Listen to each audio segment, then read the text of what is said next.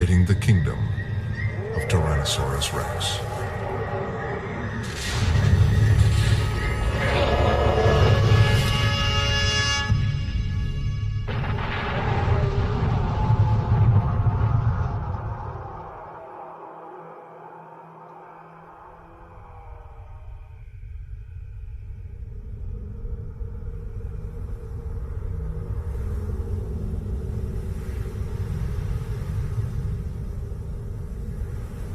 For 65 million years, the bones of the last king of the dinosaurs lay hidden. Then, at the turn of the 20th century, scientists began to coax the first fragments from the badlands of western North America.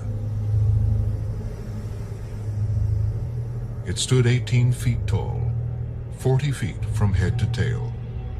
Today, the bones of Tyrannosaurus Rex allow us to encounter the greatest meat-eating machine of the prehistoric world.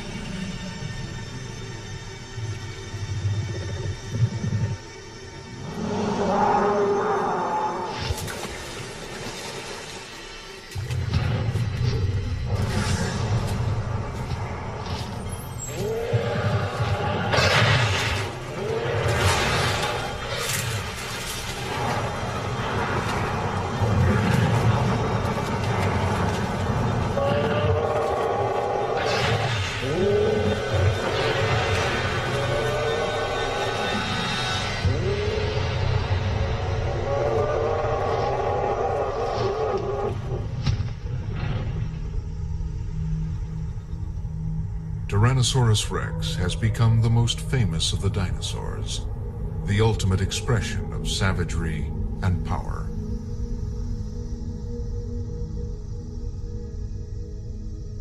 For paleontologists like Phil Curry, who scour the boneyards of the North American Badlands in search of the real T-Rex, a close encounter is a rare and thrilling event. The thing that allows Tyrannosaurus to be preserved in this part of the world is the fact that they were living on a coastal lowland, and there was a tremendous amount of sediment coming in from the mountains that were rising to the west at that time. So there were large rivers running across the coastal lowland, and if the Tyrannosaurus body happened to fall in the water, then it had a very good chance of being buried complete. And fast burial is one of the most critical factors in terms of preserving an animal that large.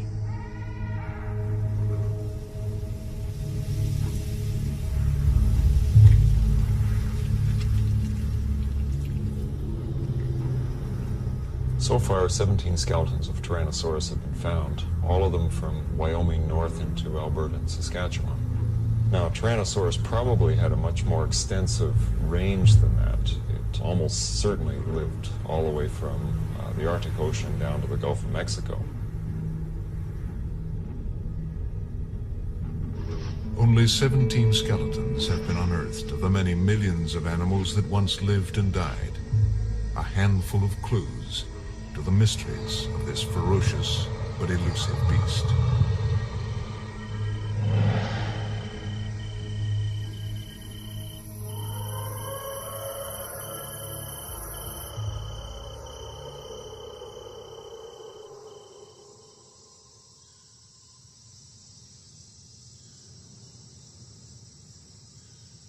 The existence of the king of the dinosaurs was unknown until 1902, when a former Kansas farm boy named Barnum Brown, hunting dinosaurs for the American Museum of Natural History, discovered its remains.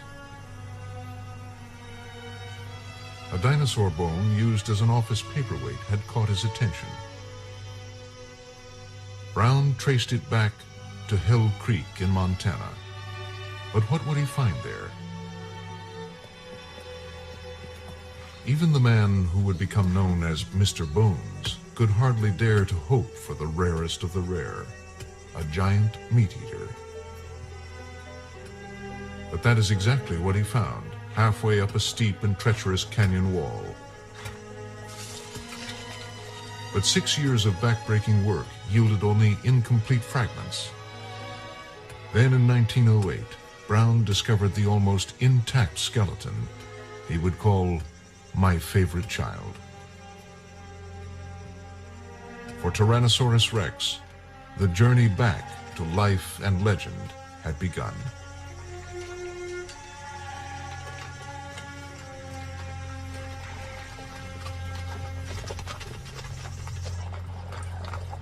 Back at the museum in New York, Brown's boss, Henry Fairfield Osborn, was eager to show the world the animal he named Tyrannosaurus Rex.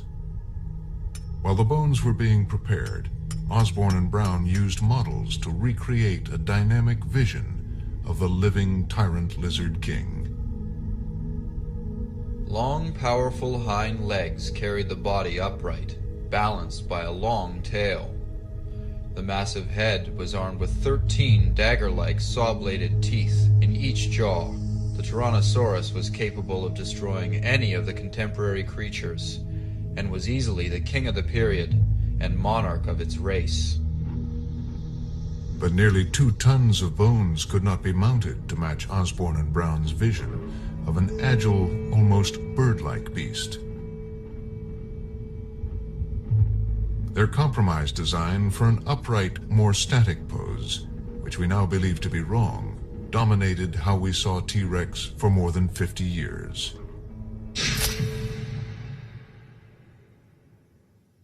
The unveiling of T-Rex in 1915 created a popular sensation.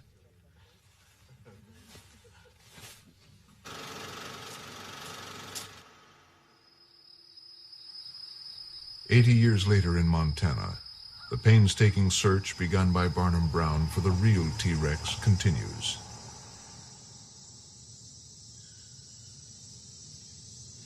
Bill Gartzka and his team are unearthing the first fragments of what he believes is a new and important skeleton. This was the first piece of bone that I picked up at the site. This is distal end of fibula, small bone of the leg. So it sits something like this into the ankle of the animal. And it's interesting in several respects. First of all, you see this iron core in the middle? Carnivorous dinosaur bones are hollow. This was the first indication that I had something really interesting. We hadn't been here, even 10 minutes picking up fragments when Sean, who's the group leader, found this. This is a Tyrannosaurus tooth, and this has the enamel weathered off, but it still has the ridges where the serrations on the enamel would have been. So we knew with these two pieces that we had a tyrannosaur.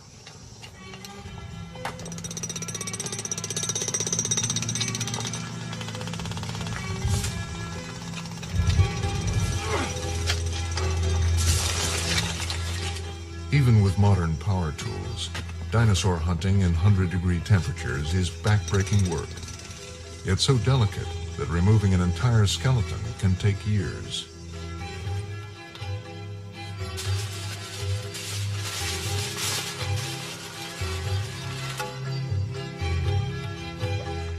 Today, just as they did 100 years ago, the bones of T-Rex leave the Badlands as precious cargo, protected in plaster jackets.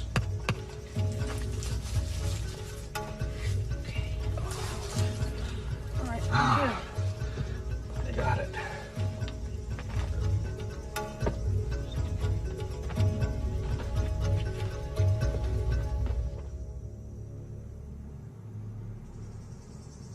But fossilized bones are not the only remains that can shed light on the life of an animal. There are many other clues that can fill in some crucial details.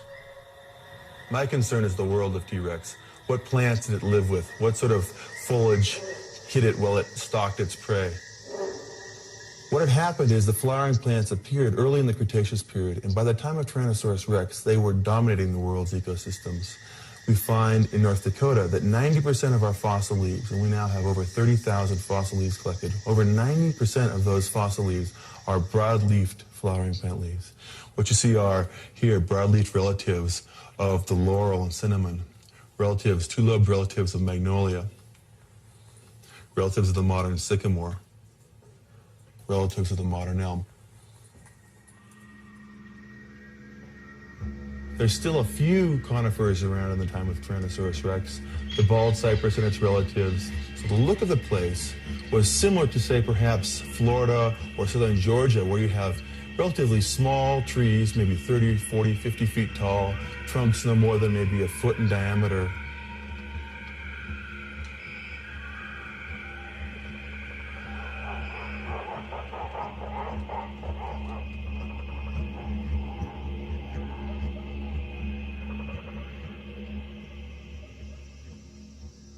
By the time Tyrannosaurus was living in North America, most of the modern families of plants and animals had already appeared on the Earth.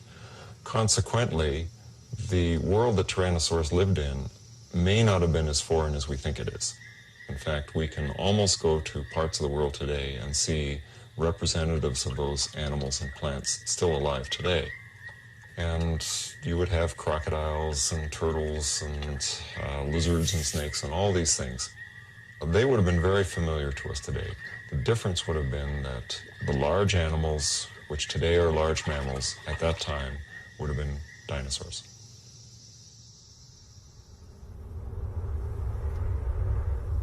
Just as plant-eating animals outnumber meat-eaters today, the plant-eating dinosaurs outnumbered carnivores millions of years ago. Phil Curry is leading a team of scientists excavating a herd of duck-billed plant-eaters called Edmontosaurs. Dinosaurs like these probably were favorite dinners for T-Rex.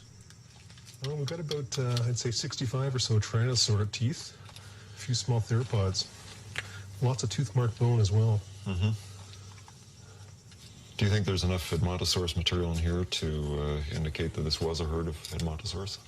Well, we've got at least 8 individuals, 8 big Edmontosaurs, but we also have evidence of some very small animals based on some of the lower limb bones.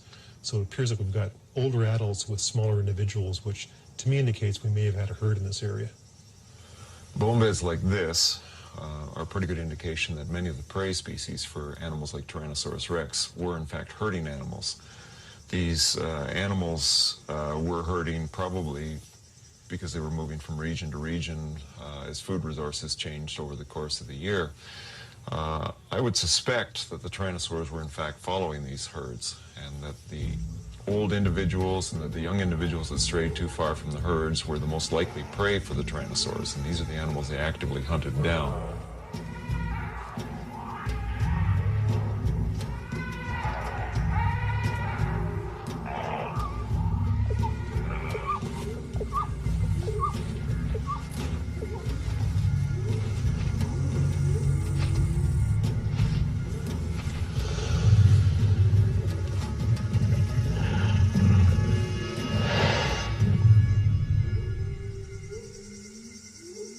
The discoveries of the past century have made Tyrannosaurus rex one of the most famous and the most fearsome of nature's creations. But how did such a ferocious giant come into being? Where does it fit in the history of life on Earth? Today, we know that T-Rex's ancestry can be traced back to a tiny creature whose skull can fit into the palm of your hand. This is Eoraptor, or the Dawn Stealer. It's the oldest and first predatory dinosaur that we know of in the fossil record. And it has some of the basic adaptations that were to carry predatory dinosaurs through 150 million years of evolution to something like the Tyrannosaurus behind me. The skull shows some of the classic features of the predatory dinosaurs. One of those features involves the lower jaw. At the midpoint of the lower jaw, there's a joint that allowed the lower jaw to flex, like a flexible joint that if something was caught in the jaws, those jaws would clamp around something that might be a live prey item. And this kind of lower jaw is present in Tyrannosaurus. It's present in every other predatory dinosaur that we know of. And Eoraptor is the first to show that adaptation in the fossil record.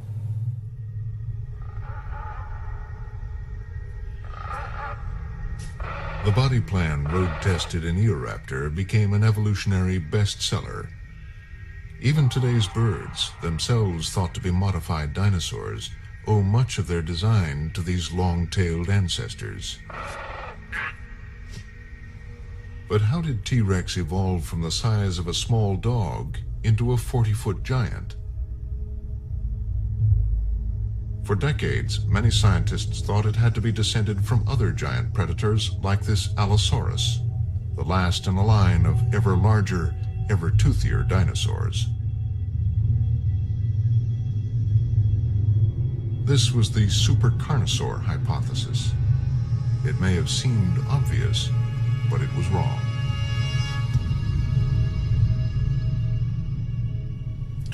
We used to have very simple views about how the different groups of meat-eating dinosaurs were related to each other. In recent years, though, as we've discovered more and more about the anatomy, these views have changed. Tyrannosaurus at one time was considered to be a carnosaur, that is, one of the large meat-eating forms, and by its size, it was related to animals like Allosaurus. But in recent years, as we started to look more closely at the anatomy, there were a lot of things about tyrannosaurs that did not fit that picture. One example is the foot. And if we look at this pinched out third toe, in fact, this is the kind of characteristic we see in many of the other late Cretaceous dinosaurs, but all of them are small dinosaurs. They're not these big meat eaters that we're so familiar with, animals like Allosaurus. Looking at the foot and a whole suite of other characters in the skeleton, we now realize that tyrannosaurs are in fact small meat-eating dinosaurs that have grown extremely large, and they're not related to the other meat-eating dinosaurs that are large at all. Anatomical detective work can easily identify dinosaurs to whom T-Rex is not related. But tracing its family tree back through time is more difficult. A huge gap in the fossil record precedes the sudden appearance of T-Rex's first large predecessor.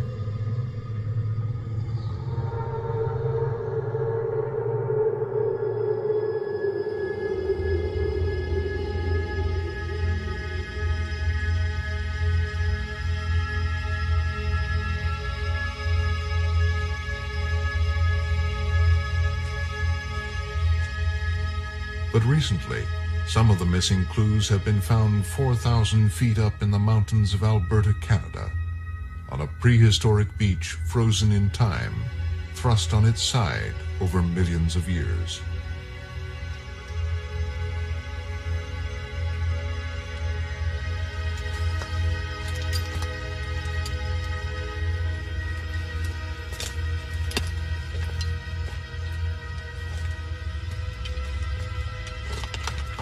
The richest dinosaur footprint site in all of Canada is in a coal mine in Grand Cache, Alberta. In these 100-million-year-old rocks, we have evidence of armored dinosaurs, meat-eating dinosaurs of different kinds, and large plant-eating dinosaurs.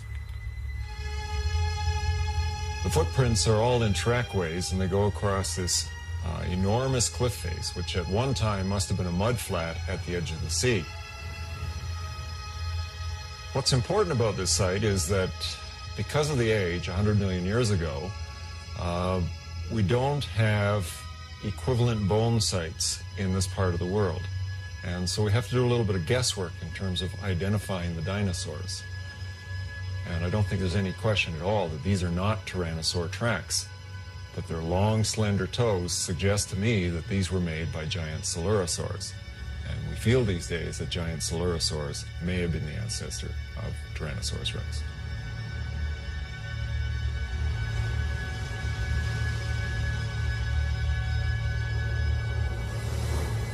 The Coelurosaur was a turning point in the evolution of Tyrannosaurus rex. Unlike other small predators of its time, it used its jaws rather than its front limbs for killing its victims.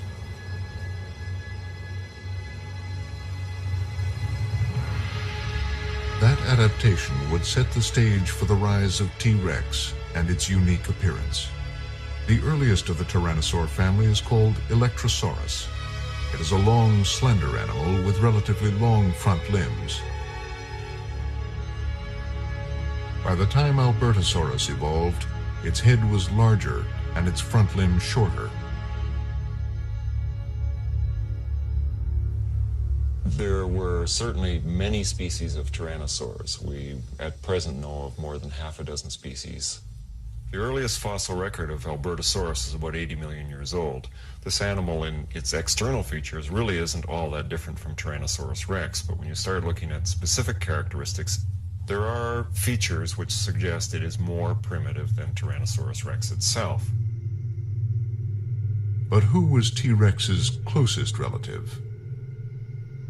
Opinion is divided between two candidates. One from North America, known as Daspletosaurus, and another from Asia, known as Tarbosaurus. Tarbosaurus is an animal that originally was called Tyrannosaurus as well. It has a number of differences, but when you start looking at other specifics, for example, the orientation of the back of the skull in relation to the neck, Tarbosaurus shows a lot of characters that suggest, to me at least, that it may be more closely related to Tyrannosaurus rex. But a recent find from Montana convinces Jack Horner of T-Rex's American ancestry. Daspletosaurus is the animal that I believe, and some others also believe, was actually the predecessor of Tyrannosaurus rex. In other words, its ancestor. Tyrannosaurus rex was the descendant of Daspletosaurus. Tyrannosaurs, they have a big horn over top of their eye, and we see it very dominant in Tyrannosaurus rex.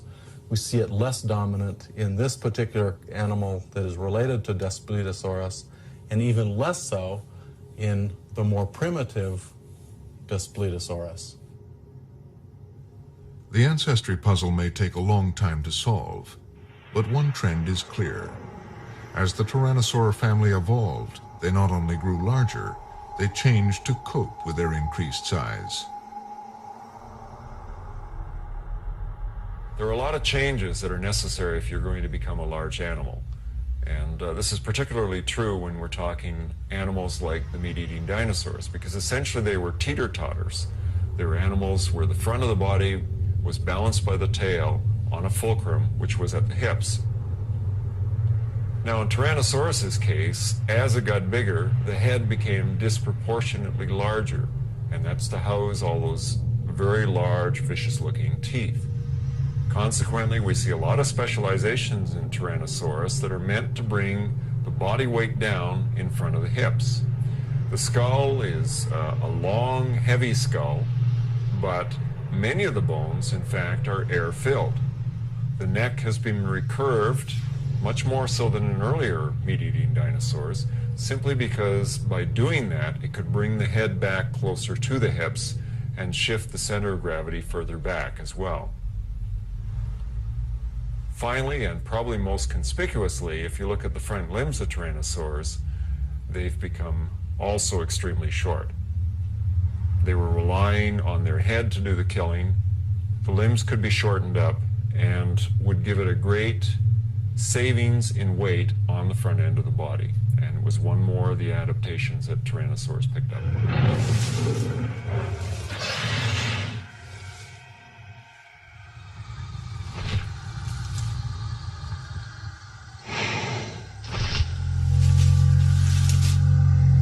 Ever since the first skeleton of T-Rex was assembled 80 years ago, most people have assumed that the king of dinosaurs must have been a slow and lumbering beast.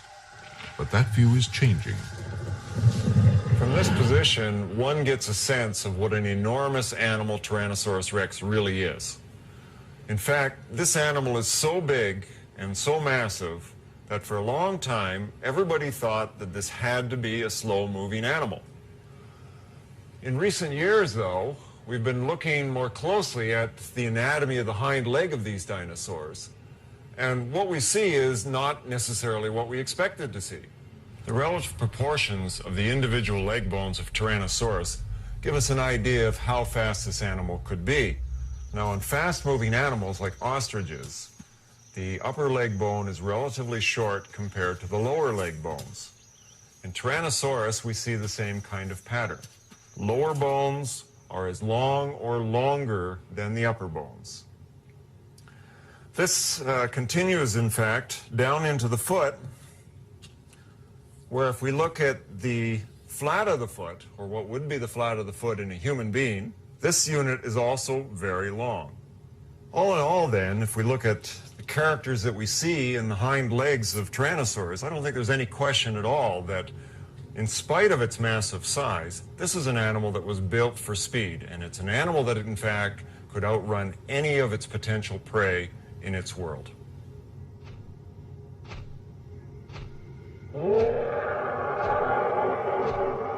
But Jack Horner has studied the same evidence and drawn the opposite conclusion. He is convinced that T-Rex was a walker, not a runner.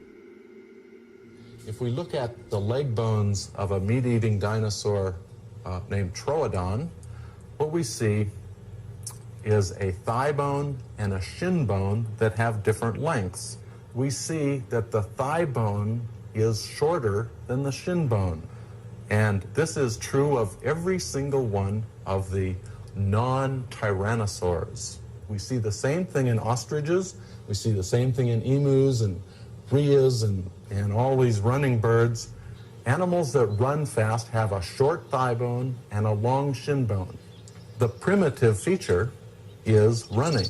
That means in evolution, you have to evolve legs for walking, because there were no dinosaurs that were adapted for walking before we get to the tyrannosaurs. If we look at tyrannosaurs, the thigh bone and the shin bone are either the same length or the thigh bone is slightly longer than the shin bone. This is a feature that is good for walking.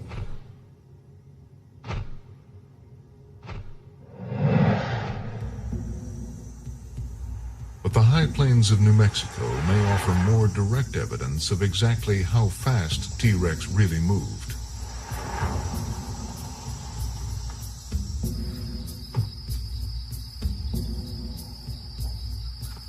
Martin Lockley follows the trail of fossilized footprints across North America.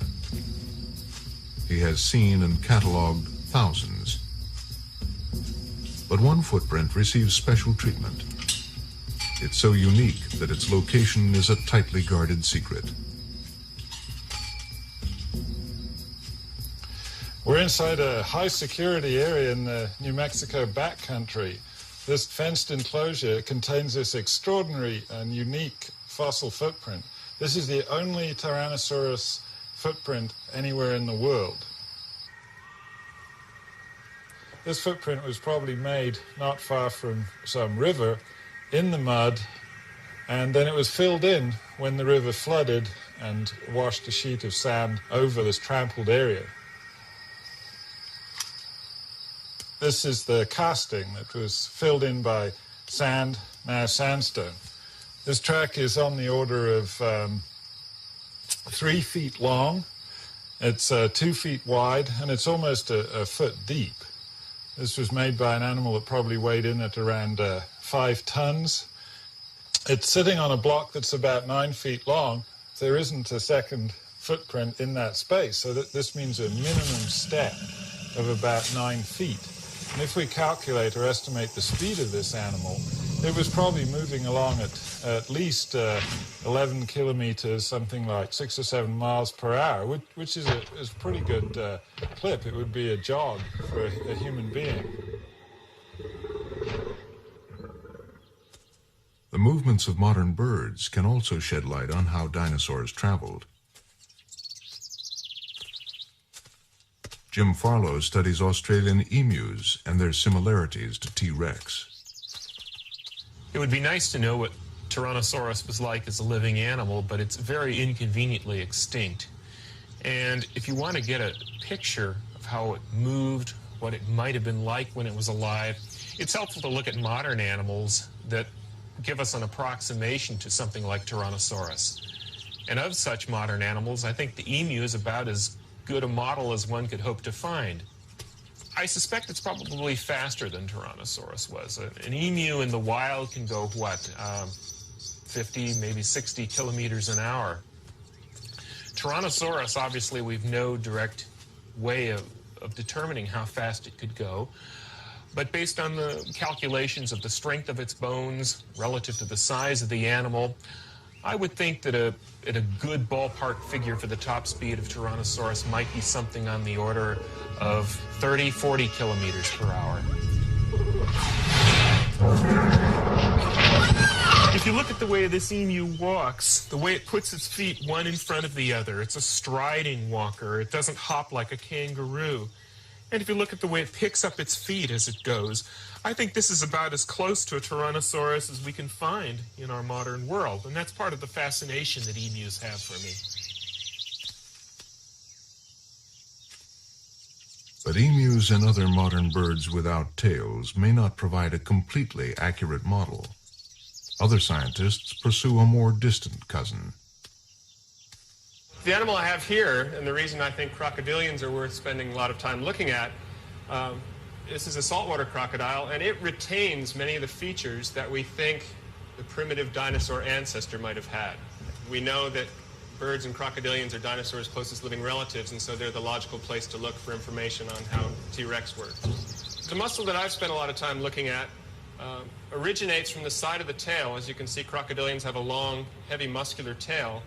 And along here where my fingers are is a large muscle that runs forward to attach onto the thigh bone, the femur. What we see in modern birds is that the tail itself has been reduced dramatically. Most of what we see in a bird tail is actually just feathers rather than muscle and bone. X-ray films prove that the presence or absence of a tail is a vital factor in the movement of an animal, be it bird, crocodilian, or dinosaur. What we're seeing in the X-ray films is that crocodilians and birds have very distinctive ways of moving their legs. The question was, which of those patterns can we apply back to a dinosaur like Tyrannosaurus? Birds use a lot of knee movement. The hip is very, very stable, whereas in crocodilians they're using lots of hip movement, and that seems to be driven by this muscle running from the tail to the thigh bone. Fortunately for this muscle, there's a very distinct scar, a bony attachment, on the thigh bone that we can see in fossils like in T-Rex, suggesting that that muscle existed and probably was working in a similar way in these forms. What I'm suggesting is that in Tyrannosaurus we have a unique combination of features. A tail that's more similar to what we see in crocodilians, and yet a bird-like lower limb.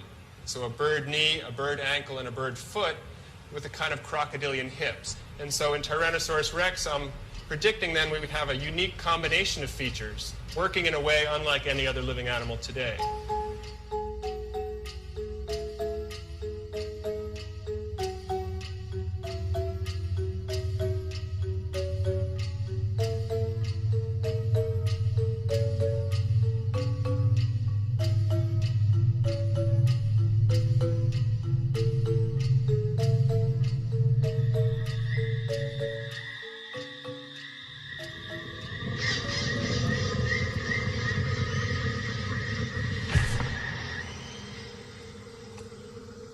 T-Rex was huge and its tail enormous, but it not only had to move, it had to mate.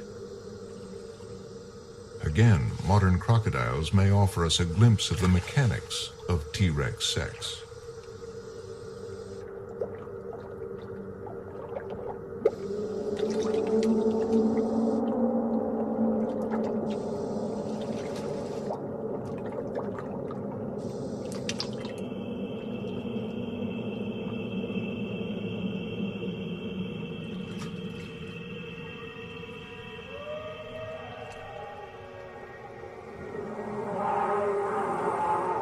The examples of modern reptiles and birds, and a few rare fossils, suggest that T-Rex was a nesting animal and laid eggs.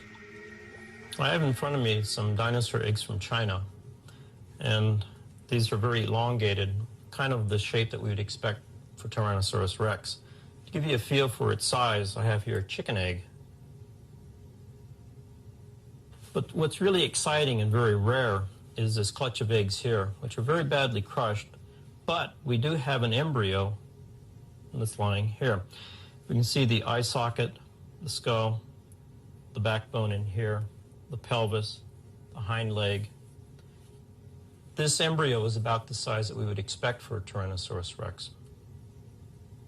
We can imagine this hatchling coming out of the egg and scurrying off into the underbrush, or possibly, if there was parental care, it may have scurried off and joined its parents.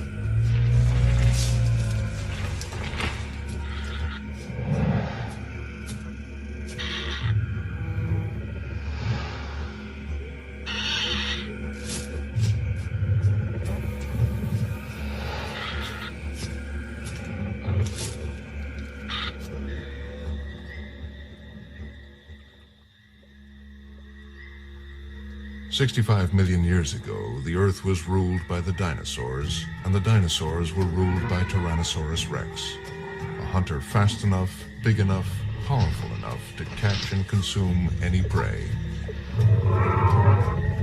But one paleontologist dares to suggest T-Rex was not a killer, but a scavenger, a giant, marauding vulture. There's a controversy right now, of which I seem to be to be one side of, and almost everyone else in paleontology seems to be at the other side of. And this has to do with Tyrannosaurus rex being a predator or a scavenger. A predator, we have to remember, is actually a hunter, and a scavenger is the kind of animal that only eats dead things. We look down upon scavenging. Tyrannosaurus rex, we hate to think about Tyrannosaurus rex as a scavenger. We'd rather think of it as a predator. Its name, the Tyrant Lizard King. You can't have a king that's a scavenger.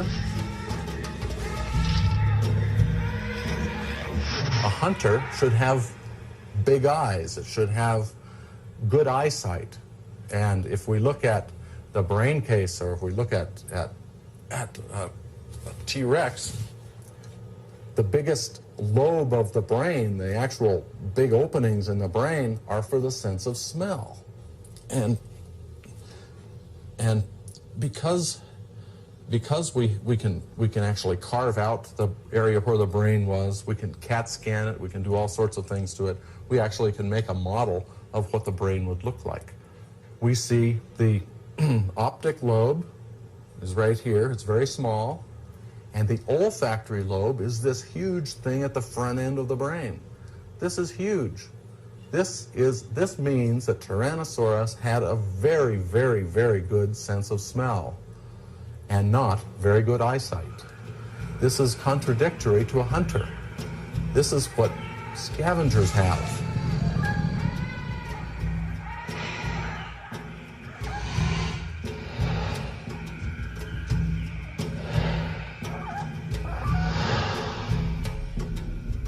Horner's scavenger theory is disputed by Phil Curry, a stalwart defender of T-Rex the hunter. The skull of Tyrannosaurus is very narrow in the snout region, which allows the eyes to face forward, giving it stereoscopic vision. In addition to that, the ears themselves are located in such a way that they should be able to pick up sounds in particular directions. The ears may not look very different from the other carnivorous dinosaurs externally, but internally there are a lot of changes that have taken place. This gives Tyrannosaurus rex a greater range of hearing capabilities. That is, the frequencies that it could hear were lower than what most other dinosaurs could. Since Tyrannosaurus was probably hunting other dinosaurs, which were animals that probably made low sounds, the changes in the ear would allow it to hear those animals better and to hunt them down.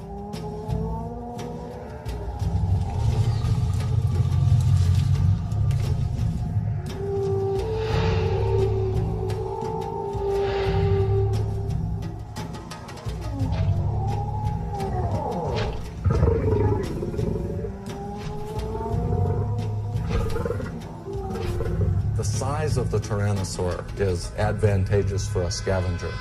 The bigger you are, the better chance you have of chasing away another animal that may have made a kill. Even the short little arms, a T-Rex doesn't have anything for grabbing, and we're bipedal. We know that if we're going to go out and catch a chicken, we don't want to have our hands tied behind us. All of the features that we see all suggest that Tyrannosaurus and the tyrannosaurs in general were scavengers.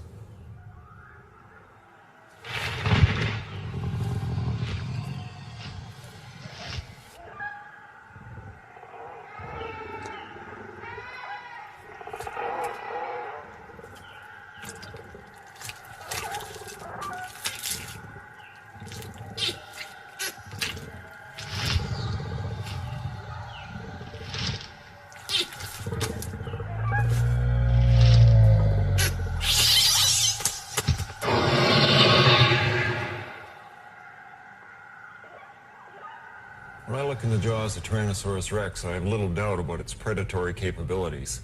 These are jaws that are meant to do some pretty nasty work. Like other carnivorous animals, Tyrannosaurus rex has teeth that are curved backwards. And at the same time, the tips of the teeth, in fact, curve towards the center of the mouth as well. What this means is that these teeth are specialized in such a way that if the prey is in the mouth and is struggling, the only way for it to escape, really, is to go back further into the throat.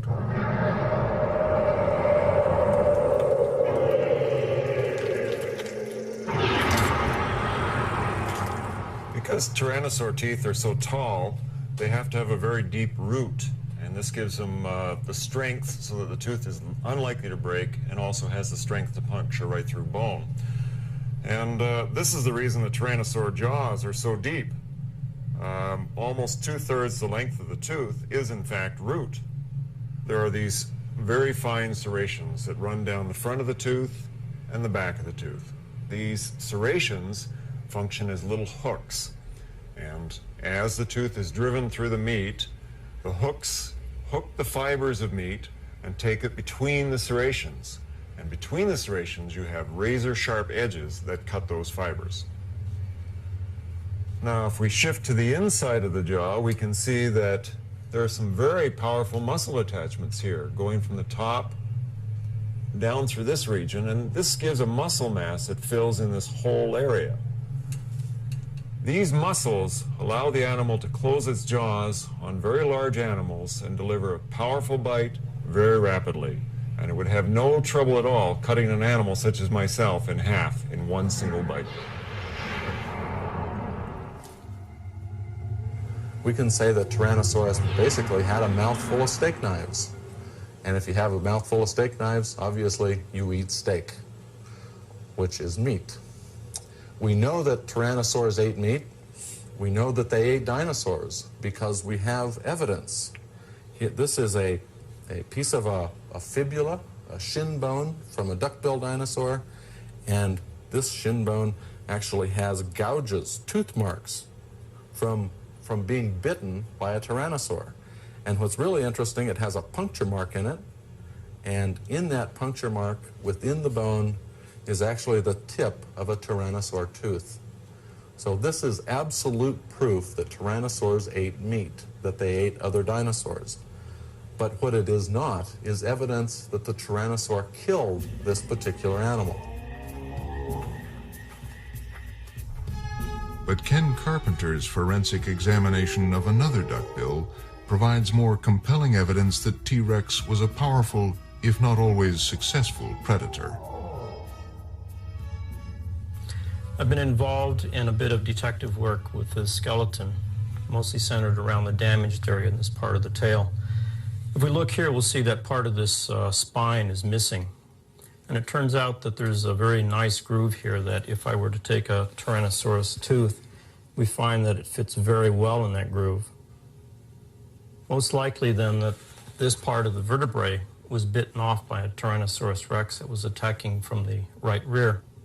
Now, interestingly, we have regrowth of bone around this spine as well as around some of the tooth puncture marks on these adjacent ones, indicating that this animal survived the attack. And the only animal that was big enough living at this time with jaws powerful enough to have sheared through this bone would have been a Tyrannosaurus rex. And I think it shows conclusively that Tyrannosaurus rex was a predator and not a scavenger as some have thought.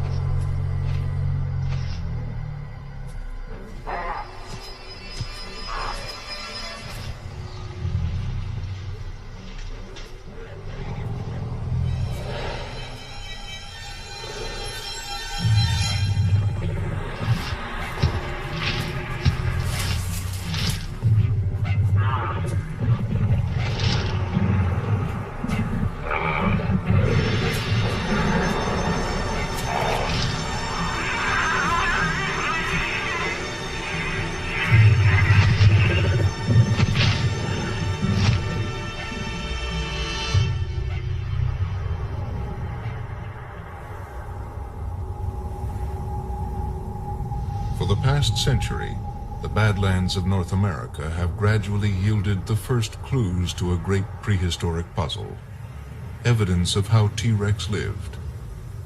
Many scientists are now convinced they have also uncovered the reason it died. A narrow band of sediment marks the end of the age of dinosaurs and the beginning of the rise of mammals, the boundary between two geological epochs. Cretaceous-Tertiary boundary is well defined in this outcrop right here where we've been digging. Well, the X-ray boundary is known from a very narrow band of clay that was laid down 65 million years ago. We can recognize it on a global scale, and it tells us that something very specific happened at that time, geological time. There was a rare mineral called iridium found in the clay. It was carried here by an asteroid that smashed into the planet. But did that actually cause the extinction of the dinosaurs? Certainly, it seems to have had devastating effects. The fossil plants below the boundary tell us that there were lush forests existing in this region and throughout the prairie regions that we know as we know them today before the boundary. And right before the boundary, in some sediments that I have studied, we have a very typical cypress swamp, such as the bald cypress swamp that you would find down in southern parts of the United States. And above the boundary, there are no cypress trees. There's nothing in those remains above the boundary that tell us the cypress swamp was around. It was gone. So something happened at that boundary that was very dramatic. It leveled the forest. The standing vegetation was literally clear-cut in a sense.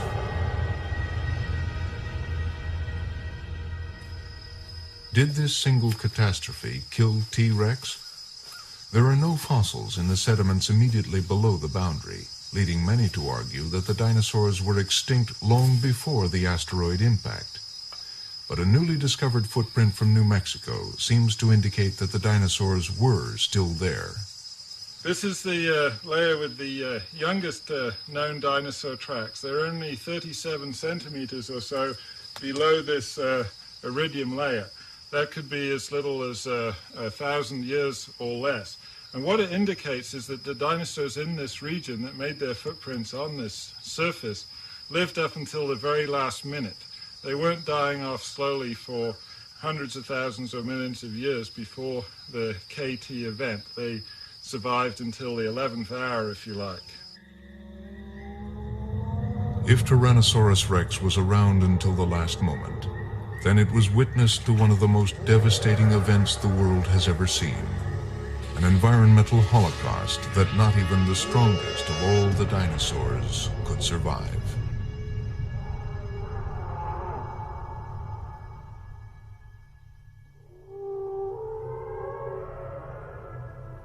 The Badlands have surrendered a few of their secrets, but many questions remain.